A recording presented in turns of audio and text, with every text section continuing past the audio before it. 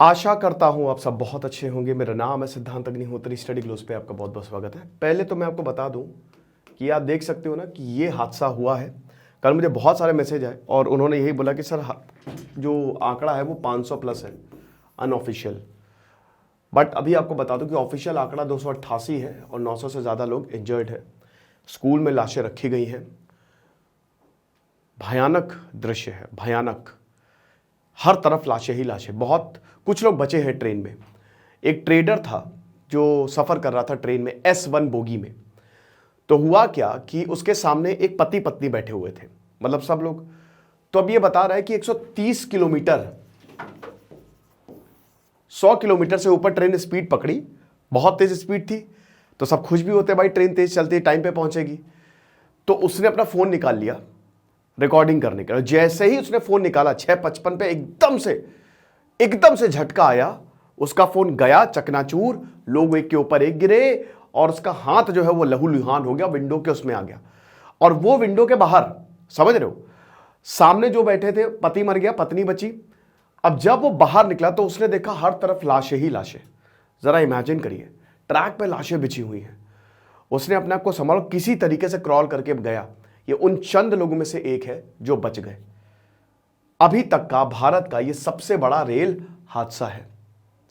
Railway में देखिए total 23,000 train हैं और हर दिन करोड़ों यात्री सफर करते हैं भारतीय रेल में।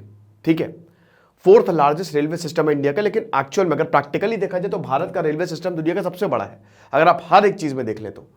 ठीक है, और हर दिन हर वक्त बहुत सारी ट्रेन जाती हैं। कभी कभी ऐसी घटनाएं हो जाती हैं जो कि बहुत सारे सवाल खड़े कर देती हैं। अब बात यह है कि क्या रेलवे कर सकता था।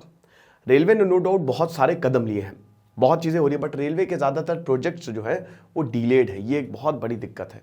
अब कवच की बात हो रही है कि कवच सिस्टम जो है वो बहुत ही शानदार है और इस सिस्टम को अभी तक क्यों नहीं लाया गया। रेलवे ने पहले ही कह दिया कि भैया ये 2024 से पहले पहले नहीं आ पाएगा, यहाँ पे कवच सिस्टम नहीं लगा है। ठीक है, कवच सिस्टम क्या है कि 5 किलोमीटर पे, अभी अश्विनी वैष्णव ने उसको टेस्ट किया था, 5 किलोमीटर पहले ही दोनों ट्रेनें आकर रुक जाएंगे अगर एक ट्रैक पे जा रही है, तो इससे कोलिजन नहीं होगा। लेकिन यहां तो दूसरी चीज है ना, यहां तो कल मैंने आपको लूप लाइन बताया था। ठीक है, loop line, down line, branch line कल बताया था ना मैंने। ठीक है, तो बेसिकली यही एक्सीडेंट हुआ है। तो अब देखिए, अभी तो वैसे डिटेल्ड इन्वेस्टिगेशन बाकी है, अभी भी प्रॉपर कॉज का पता नहीं चला आखिर हुआ क्यों। बट जो अभी खबरें सामने आ रही वो यही है कि ट्रेन लूप लाइन में चली गई, यानी कि कहीं ना कहीं सिग्नल फॉल्टी था। अब ये भी देखा जा रहा है कि कहीं ऐसा तो नहीं कि ड्राइवर की गलती थी, लोको पायलट की गलती थी। तो वो सब कुछ देखा जाएगा और उसके बाद हादसे के बारे में पता चलेगा। फिलहाल बहुत लोगों की जाने गई है दोस्तों। आपको बता दूं कि वैसे भी जो रिपोर्ट है, क्या की रिपोर्ट के हिसाब से 76% जो रेल एक्सीडेंट है वो डिरेलमेंट की वजह से होते हैं, है ना। 1% जो आग लगने की वजह से होते हैं, 16% लेवल क्रॉसिंग्स पे होते हैं, समझ रहे हो। तो रेलवे एक्सीडेंट है और इसकी वजह से रेलवे को बहुत नुकसान होता है। लेकिन सबसे बड़ी बात, एक इंसान की भी यहाँ पे जान जा रही है। तो मैंने बताया ना, ये 288 जिंदगियां हैं जो उजड़ गई हैं। तो बात करेंगे दोस्तों कि आखिरकार क्या रेलवे कर सकता था, और अभी बहुत और चीज़ों की बात करेंगे। फिलहाल आप भैया, हमारा शानदार फ्लो का कोर्स है जिससे आपकी प्रोडक्टिविटी 5 गुना ज़्यादा बढ़ जाएगी। तो इस कोर्स को आप ज़रूर अवेल करें, आपको बहुत ज़्यादा फायदा होगा। तो ये कुछ तस्वीरें हैं। ठीक है, आप देख सकते हैं कि मालगाड़ी के ऊपर जो है वो ट्रेन चढ़ी हुई है और उधर से भी यशवंतपुर ट्रेन आ रही थी, तो उसने भी वो तोड़ ताड़ के निकल गई। और जो नज़ारा है वो बहुत ही खतरनाक है। 24 घंटे लगातार काम हो रहा है। ये मैंने एक लेक्चर बनाया था अभी। ठीक है, तो इस लेक्चर को आप ज़रूर देखिएगा। अभी 1 महीने पहले बनाया था। तो ये इसमें मैंने आपको प्रॉब्लम्स बताई थी कि आखिरकार प्रॉब्लम्स क्या है रेलवे की। इस लेक्चर को आप ज़रूर देखिएगा, मैं आपको लिंक दे दूंगा डिस्क्रिप्शन बॉक्स में। तो सबसे पहले क्या है कि देखिए 217, देखिए एक्सीडेंट जो होता है, एक्सीडेंट 2 तरीके के होते हैं रेलवे में, एक तो कंसीक्वेंशियल और अदर। कंसीक्वेंशियल एक्सीडेंट की बात करें तो ये क्या होते हैं, ये वो एक्सीडेंट होते हैं जिसका कंसीक्वेंस होता है, यानी कि एक्सीडेंट हुआ तो उससे इंसान मरे, रेलवे को भारी नुकसान हुआ और ह्यूमन लॉस जबरदस्त होता है। बाकी अदर एक्सीडेंट में जैसे टक्कर मार दी या आग लग गई या रेलवे जो अनमैन्ड क्रॉसिंग होती है ना, आप क्रॉस करते हैं, जैसे अभी मैं एक वीडियो देख रहा था, हीरो बन के चले जा रहे हैं मोटरसाइकिल लेके, भैया 5 मिनट वेट कर लो, और इधर से ट्रेन आई मोटरसाइकिल के साथ उसको भी तोड़ते हुए ले गई। वेट कर लो 5 मिनट, कहाँ कितनी जल्दी है, इतनी जल्दी है, पहुंच गए भगवान के पास। तो ये भी होता है ना। तो ये 2 तरीके के एक्सीडेंट होते हैं। मैक्सिमम एक्सीडेंट जो होते हैं यहाँ पे कंसीक्वेंशियल होते हैं, डीरेलमेंट की वजह से होते हैं, और उसमें भी सबसे बड़ा कॉज है डीरेलमेंट। 23 फैक्टर बताए हैं एक्सीडेंट के लिए कि 23 factors are there for the accident. सबसे बड़ा जो रेलवे को काम करना है वो ट्रैक्स पे, बस और कुछ नहीं कर सकती, और कोई चारा ही नहीं है आपको। यही मैंने उसमें भी बताया था, ओवर क्राउडिंग है, डिले प्रॉब्लम है, ठीक है ना, रेलवे लॉस में है, हम कुछ नहीं कर सकते क्योंकि रेलवे एक पब्लिक सेक्टर है। कुछ प्राइवेट प्लेयर्स को भी इसमें आगे आना पड़ेगा, आ ही रहे हैं हर चीज़ में, लेकिन कुछ जगह तो प्राइवेट प्लेयर्स को आपको लेके आना ही पड़ेगा।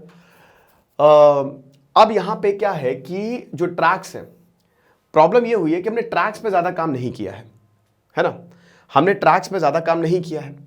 कितना हमने ट्रैक्स पे काम किया? खाली 12 से 13% तक, दैट्स इट। हर साल इतनी ट्रैक्स में बढ़ोतरी हो रही है। लेकिन अगर ट्रेन्स की बात करें तो खूब सारी ट्रेन्स इंट्रोड्यूस की जा रही है। आज़ादी से लेकर अभी तक 56% से ज़्यादा तक ट्रेन जो है वो इंट्रोड्यूस की गई हैं। ट्रेन्स इसीलिए इंट्रोड्यूस की गई कि भाई जो पॉलिटिशियंस उनको वोट मिलता है कि ट्रेन बढ़ा दो, अच्छा है, लोगों को ट्रेन्स मिल जाएगी, लेकिन ट्रैक्स उतने ही है तो जाम लगेगा ही, डिले होगा ही होगा। ये एक बहुत बड़ी प्रॉब्लम है। तो जब तक ट्रैक्स का प्रॉपर मेंटेनेंस और नए ट्रैक्स नहीं बिछेंगे तब तक कुछ नहीं होने वाला। ट्रैक्स की ही वजह से सबसे ज्यादा प्रॉब्लम है। आप चाइना में देख लीजिए, और फिर ट्रैक्स पे हर जगह ट्रैक्स पे आप ओवर स्पीडिंग भी नहीं कर सकते, ठीक है। अब जैसे वंदे भारत की 160 किलोमीटर प्रति घंटा तक स्पीड है, लेकिन 100, 110, 120 एक एक्सप्रेस ट्रेन की 70, 80, 100 तक जाती है वो, लेकिन वो मैक्सिमम आधी स्पीड पे ही चलती है, क्योंकि या तो ट्रैक्स मेंटेन है या उन ट्रैक्स पे आप तेजी से जा ही नहीं सकते। तो फिर फायदा क्या हाई स्पीड ट्रेन्स का? तो इसीलिए ट्रैक्स आर वेरी इंपॉर्टेंट। तो अभी आप ये देखिए कि इसमें भी और इसमें भी यही इशू की बात की गई है। अब यहां पे ये इंडियन एक्सप्रेस की खबर है, बहुत अच्छे से उन्होंने कवर किया है। तो 217 कंसीक्वेंशियल ट्रेन एक्सीडेंट हुए, जो अभी मैंने आपको बताया। 217 3 in 4 of 217 consequential train accident between 2017, 2020, 21 were caused by derailments. समझ रहे हो? तो मैक्सिमम जो कंसीक्वेंशियल ट्रेन एक्सीडेंट हुए हैं वो तो डीरेलमेंट की वजह, तो पटरी पे उतर जाना। अब इसमें वही है कि बहुत पटरी उतना नहीं सह सकती, वो आपने कर दी ओवर स्पीडिंग, ठीक है, लेकिन ऐसा बहुत ही कम होता है क्योंकि ड्राइवर, लोको पायलट बहुत ही समझदार होते हैं, उनको पता है भाई सब कुछ डिपेंड करता है आपके कंट्रोलर पे, है ना, क्योंकि वही आपको वो तो सिग्नल देखता है, खाली ड्राइवर बस सिग्नल देखता है और कुछ नहीं देखता है। सिग्नल लाल है तो रुक जाएगा, हरा है तो फिर चला देगा। फिर उसके बाद बहुत सारे साइंस होते हैं कि यहाँ पे स्पीड लिमिट लिखी रहती है कि यहाँ पे इससे ज़्यादा ना चलाए, तो वो उससे ज़्यादा करेगा ही नहीं। लेकिन कई बार ओवर स्पीडिंग हो जाती है और फिर ट्रैक्स उस हिसाब से होते नहीं है, नहीं तो फिर कहीं पे एक मतलब ट्रेन जो है वो खड़ी रहती है, उनसे टकरा जाती है, एक ट्रैक पे 2 ट्रेनें आ जाती है, ये भी होता है। समझ रहे हो? तो ये जो कैग की रिपोर्ट थी इसमें ये पता चला है।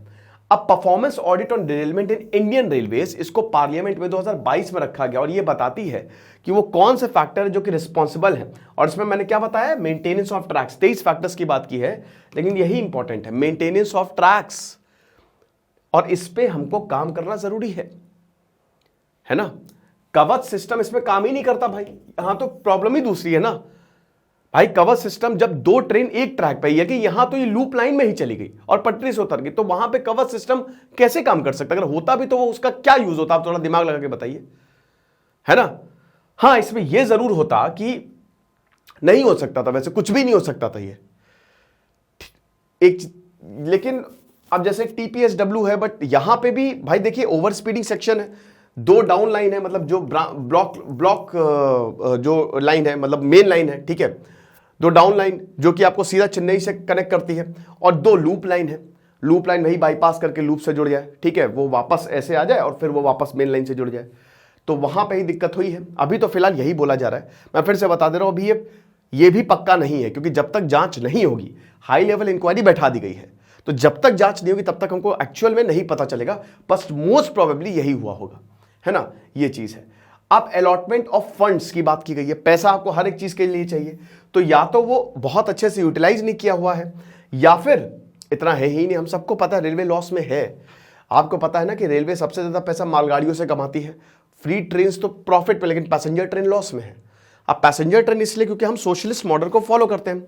IRCTC एक बहुत बढ़िया एग्जांपल है कि वो प्रॉफिट पे, बहुत बढ़िया प्रॉफिट में है ना। IRCTC एक प्राइवेट कंपनी है भाई, वो रेलवे को पैसा देता है, अपना फिक्स्ड अमाउंट देता है, बदले में पैसेंजर से चार्ज करता है, बाकी हर एक चीज को रेलवे में पैसा दे रहा है, और वो बढ़िया से ऑपरेट भी कर रही है। लेकिन बात यह कि उनका किराया बहुत ज्यादा है, हर कोई अफोर्ड नहीं कर सकता। तो ऐसे में आप क्या कर सकते हैं? ये रेलवे को सोचना पड़ेगा। आप ये कर सकते हैं कि सबसे पहले तो आपके पास जो फंड्स हैं उसको यूटिलाइज, फिर हमको थोड़े बहुत कठोर डिसीजन लेने पड़ेंगे। हम वोट बैंक, देखिए भारत में क्या होता है ना, भारत में हर 3-4 महीने पे इलेक्शन आ जाते हैं, तो कई बार ऐसे ब्रेव फैसले लेने से सरकार खुद डरती है। अगर हल्का सा किराया, अब फिर इंडियंस की जो है ना कि वो पैसे को सबसे ज्यादा महत्व देते हैं। हमारे सेविंग्स है, ये बहुत बड़ी बात है, हम सेव करते हैं, अमेरिका वैन सेव नहीं करते हैं, वो उड़ा देंगे पैसे। अब उसीलिए उस हिसाब से वहां पे लोग ज्यादा पैसे देने के लिए तैयार है, लेकिन अगर यहां पे रेलवे का किराया बढ़ाया जाए तो अगले दिन प्रोटेस्ट शुरू हो जाते हैं। तो हमको कहीं ना कहीं ये भी देखना पड़ेगा।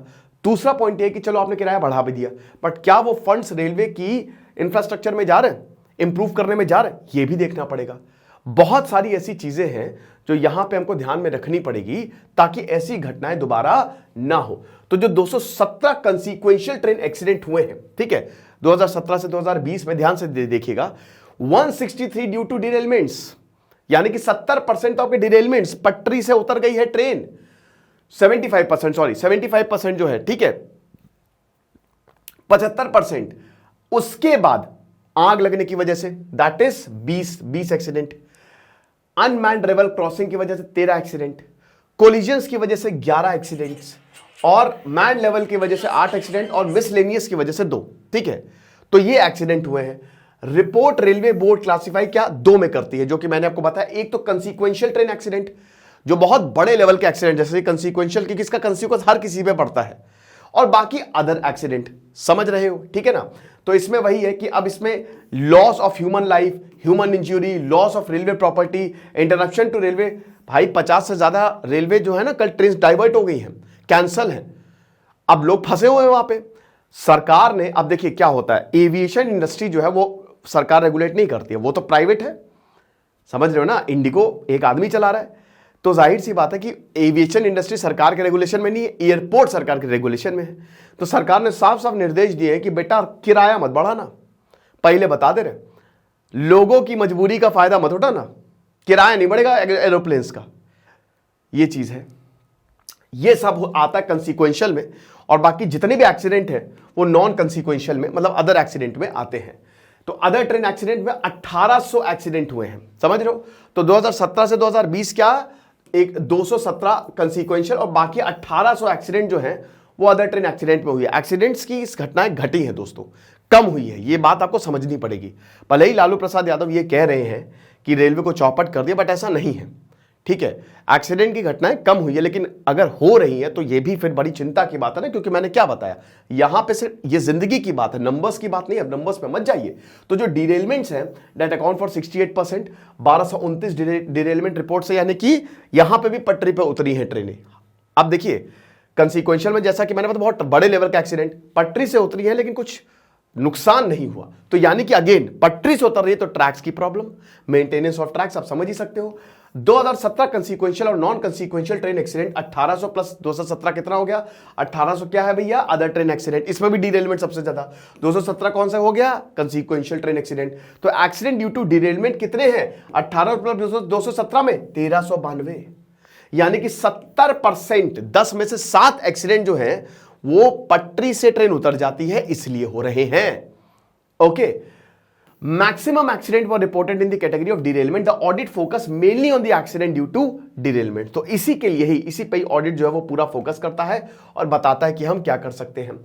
फिर उसके बाद 1129 इंक्वायरी रिपोर्ट, जिसमें 81% जो है दैट इज 16 जोनल रेलवेज। देखिए आपको पता है कि हमारा जो वो 19 जोन्स में डिवाइडेड है, जो 70 डिवीजन्स में पूरा का पूरा हिसाब किताब चल रहा है, जो हमारी पूरी की पूरी रेलवेज है, अलग अलग डिवीजन में। और आपको बता दो कि कई बार, जैसे मेरी तो बात होती ही रहती है, ठीक है, तो एक रेलवे ऑफिसर बता रहे थे कि ट्रेन डिले का ये भी कारण है कि कई बार प्रतिस्पर्धा चलती है। हमारे डिवीजन की ट्रेन है तो हम उसको पहले देंगे पास, तुम्हारे डिवीजन की तुम वेट करो। ये अब देखिए मैं इसको वेरीफाई नहीं कर सकता, बट उन्होंने ये बताया कि कई बार कंपटीशन चलता है, ठीक है, क्योंकि उनका रिकॉर्ड ना खराब हो, ये चीज है। तो अब देखिए टोटल लॉस कितना हो गया, देखिए 33 करोड़ रुपए। अब रेलवे को बहुत ज्यादा लॉस हो रहा है, बहुत ज्यादा, ये एक्सीडेंट से लॉस होता है। फिर उसके बाद जो कॉम्पनसेशन, अब यहां पे भी कॉम्पनसेशन दिया ही जाना चाहिए, मुझे तो लगता है 10 लाख कम ही है, लेकिन एक्सीडेंट को आपको कॉम्पनसेशन, उसमें लॉस होता है बहुत। इसीलिए ये सारी चीजों को देखें ना तो railway is actually in loss. ये मैं नहीं कह रहा, क्या की रिपोर्ट कह रही है, ठीक है। फिर 23 फैक्टर्स की यहां पे बात हुई है। अब इसमें मेजर वही है कि आपको ट्रैक्स को मेंटेन करना पड़ेगा, ठीक है। फिर उसमें deviation of tracks parameter beyond the permission, जब ट्रैक डिविएट होता है तो एक लिमिट तक कि आप बार बार इसे डिविएट करोगे तो मुश्किल हो सकती है, ये चीज है, ठीक है। अब उसके बाद कैग ने, अब ये देख सकते हैं RRSK, ये सबसे बड़ा इनिशिएटिव था रेलवे द्वारा, है ना। अभी मैं आपको बताऊंगा कि रेलवे ने कौन कौन से इनिशिएटिव लिए हैं, ठीक है। मैंने लिखे हैं, अपने नोट्स बनाए हैं, तो मैं आपको बताऊंगा कि रेलवे ने कौन कौन से इनिशिएटिव लिए हैं। अब इसमें कवच की बात हो रही, कवच इज प्रोबेबली द बेस्ट, है ना। और ये मैंने बहुत पहले, इसमें काम बहुत पहले से चल रहा है। एक्चुअली अब बाहर से ये सिस्टम मंगाते थे, और बाहर से ये सिस्टम जो है वो 2 करोड़ का बैठता था, बहुत ज्यादा, ठीक है। अब यहां पे भारत ने बनाया तो ये 50 लाख का है, तो बहुत ज्यादा कम है, चीपेस्ट है। अब IITians है सब, जबरदस्त इनका दिमाग लगाया है यहाँ पे, RDSO में प्रॉपर बना है और सब कुछ अच्छे से हो रहा है, तो जबरदस्त दिमाग लगाया गया है ना। अब उसके बाद क्या हुआ कि जब ये सिस्टम पूरा डिवाइस हो रहा है, बट अभी तो ये लगा नहीं है। अभी आराम से ये ऑटोमेटिक जो है वो ट्रेन को रोक देगा, लेकिन ये अभी नहीं लगा है, इसको टाइम लगेगा लगने में। और भी चीजें हैं लेकिन वो स्लो हैं अभी। तो अब आप ये देखिए, ये सबसे बड़ी चीज है, रेलवे सुरक्षा कोष जो है, रेलवे संरक्षण कोष, जिसको बनाया गया था 2017-18 में।